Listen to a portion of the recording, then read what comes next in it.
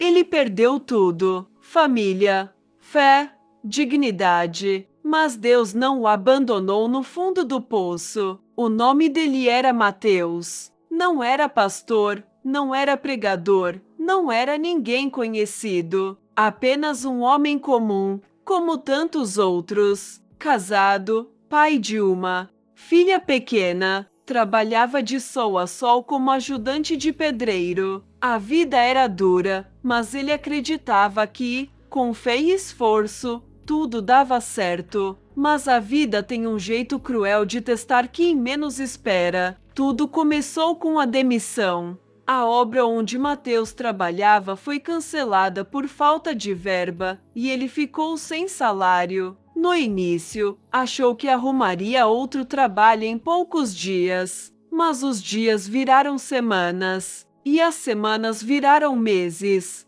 Com a geladeira vazia e as contas se acumulando, Mateus começou a vender o que tinha. Primeiro foi a bicicleta, depois a televisão, depois a cama da filha, até que a esposa, pressionada pela família, foi embora. Levou a filha com ela. Naquele dia, Mateus ficou sozinho, dentro da casa vazia, sentado no chão de cimento, olhando para o teto. O que foi que eu fiz de errado? Deus! Silêncio. Ele chorava com raiva, socando o chão, amaldiçoando a si mesmo. Eu não bebo, não roubo, nunca fiz mal a ninguém. Por que isso está acontecendo comigo? O pior não era a fome. O pior era o abandono, a solidão, o peso da culpa. No terceiro mês desempregado, Mateus foi despejado.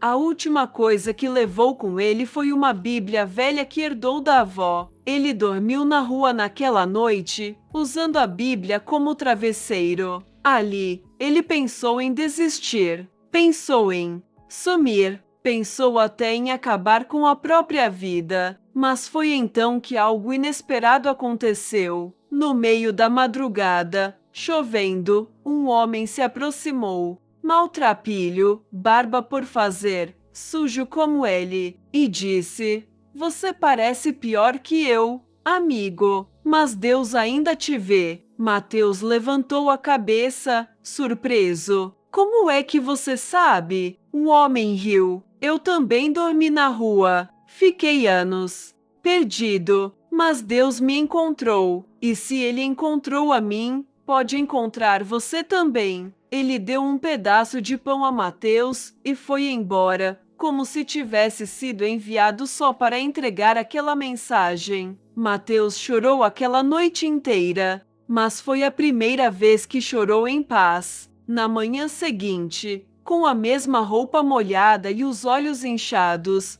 ele se ajoelhou no meio da calçada, com vergonha de ninguém, e disse: Deus, se ainda tem plano para mim, me mostra. Eu não tenho mais forças nem esperanças, só tenho o Senhor. E naquele mesmo dia, passando em frente a uma igreja simples, escutou o louvor sendo tocado. Entrou, foi recebido com abraço, com alimento, com oração. E naquele culto, o pastor pregou exatamente sobre Jó, sobre a dor de perder tudo, sobre o silêncio de Deus, mas também pregou sobre restauração. Mateus voltou a frequentar aquela igreja todos os dias. Ganhou roupas, alimentação e um colchão para dormir no abrigo da igreja. Depois de alguns dias, um dos irmãos da igreja ofereceu um trabalho simples: pintar um muro.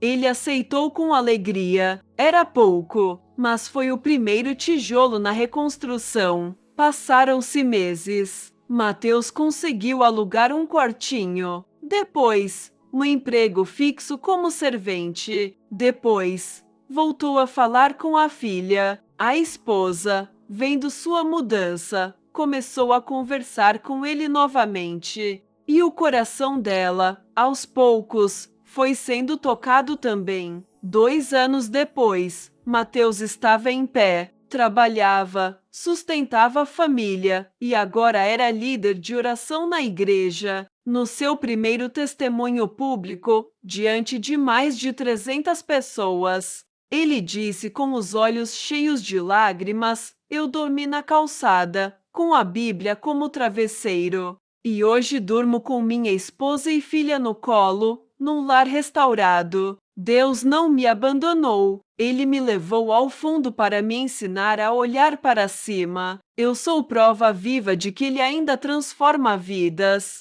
A igreja inteira chorou naquele dia. E você, que está ouvindo essa história agora, pode até estar no fundo do poço. Pode achar que Deus te esqueceu. Mas lembra, Deus não abandona os seus. Ele permite que você quebre, só para te reconstruir com as próprias mãos.